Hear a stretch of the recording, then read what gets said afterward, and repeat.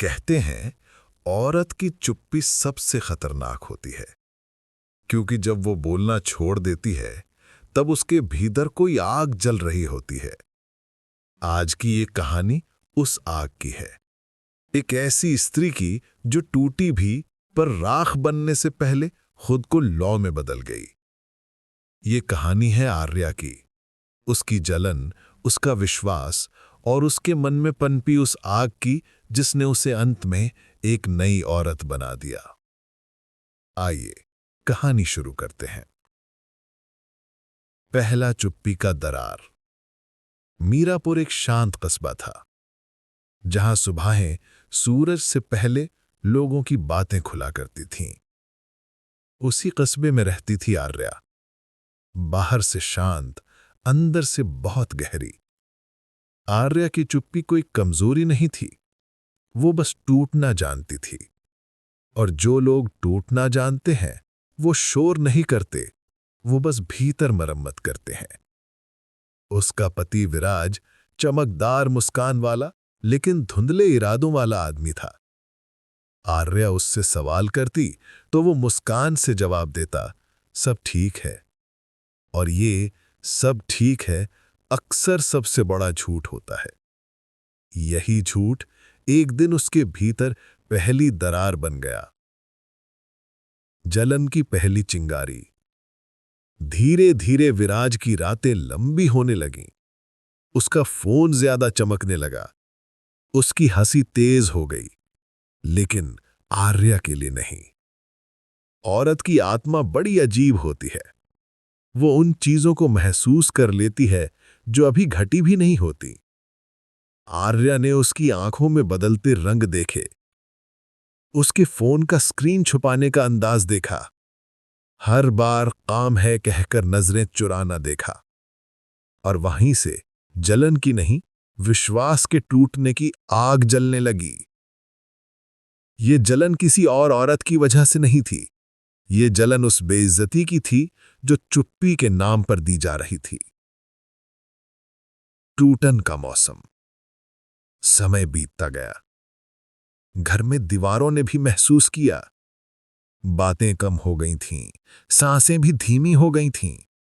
विराज के कपड़ों में अब किसी और की खुशबू बसती थी। आर्या को लगा किसी ने उसके दिल पर धीरे धीरे खंजर रगड़ा हो। एक रात विराज घर आया, थका हुआ नहीं, बल्कि छिपाया हुआ। उसका फोन फिसल कर गिरा और स्क्रीन पर एक नाम था, मीरा। वही नाम जिसका शक कई दिनों से आर्या की रूह में घूम रहा था। उस पल वो टूटी नहीं, बस भीतर कहीं कठोर हो गई। उसने समझ लिया, गुस्सा अब आंसुओं में नहीं गिरेगा, वो खड़ा होगा। गुस्सा जो बोलता नहीं, बदलता है। अगले दिन आर्या ने कुछ नहीं पूछा, कुछ नहीं बोला, क्योंकि गुस्सा जब सीमा पार कर लेता है तो वो आवाज खो देता है और फैसलों में बदल जाता है। उसने अपने पैसे अलग किए, अपना समय अलग किया और अपनी इज्जत वापस इकट्ठा करने लगी। विराज इस बदलाव को समझ नहीं पाया। उसे लगा आर्या चिल्लाएगी, टूटेगी, लड़ाई करेगी। पर औरत जब असली गुस्से में आती है तो वो सिर्फ चुप हो जाती है। ये वही चुप्पी थी जो रिश्ता अंदर से खा जाती है। उस रात आर्या ने शादी की तस्वीरें देखीं। इन तस्वीरों में मुस्कान थी, लेकिन उन मुस्कानों पर अब हक नहीं रहा था। उसकी आंखों में धीरे धीरे एक आग चमक रही थी। 5 तूफान का दिन। एक शाम विराज बोला, तुम बदल गई हो। आर्या मुस्कुराई, नहीं, मैं सिर्फ अपने आप में वापस आई हूं। विराज ने बचाव में कहा, मीरा सिर्फ दोस्त है। आर्या की आवाज धीमी लेकिन धारदार थी, शायद, पर तुम्हारे झूठ ने मेरे भरोसे को मार दिया है। और जब भरोसा मर जाता है, रिश्ते की चिता खुद ब खुद जल उठती है। विराज पहली बार उसकी आवाज से नहीं, उसकी शांति से डर गया। 6. अपने आप की ओर लौटना। उस रात आर्या ने एक फैसला लिया। वो ना बदलेगी, ना बदला लेगी, ना रोएगी, बस खुद को चुनेगी। सुबह होते ही उसने अपना बैग उठाया। विराज घबरा कर बोला, कहां जा रही हो?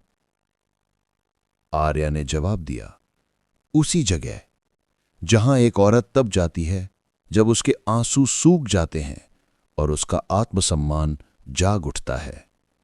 मैं अपने पास जा रही हूं। वो शांत कदमों से उस घर से निकल गई जहां उसका शरीर रहता था, पर आत्मा दम घुटती थी। कभी कभी औरत का जाना उसके गुस्से का सबसे तेज प्रहार होता है। 7. नई शुरुआत। कुछ महीनों बाद आर्या एक नौकरी में चमकने लगी। उसके चेहरे का तेज लौट आया। उसकी चाल में थोड़ा गुस्सा कम और थोड़ी गरिमा ज्यादा हो गई। विराज कई बार उससे मिलने आया, सुधरने की बातें की, माफी मांगी। आर्या ने उसे माफ कर दिया, पर वापस नहीं गई, क्योंकि भरोसा मर जाए तो उसकी कब्र पर फूल नहीं उगते। आर्या अब डरती नहीं थी। उसके भीतर की आग अब जलन नहीं, ताकत बन गई थी। कहानियां हमें भावुक करती हैं, पर कुछ कहानियां हमें बदल देती हैं। आर्या की कहानी हर उस औरत की आवाज है जो चुप रहते रहते एक दिन खुद के लिए बोलना सीख जाती है। औरत का गुस्सा बदला नहीं चाहता, वो बस सम्मान चाहता है। जब वो खुद को चुन लेती है, तब दुनिया उसे रोक नहीं पाती। अगर ये कहानी दिल तक पहुंची हो, तो इसे वहां तक पहुंचाइए जहां किसी आर्या को आज भी अपनी आग, अपनी ताकत में बदलने की जरूरत है। धन्यवाद।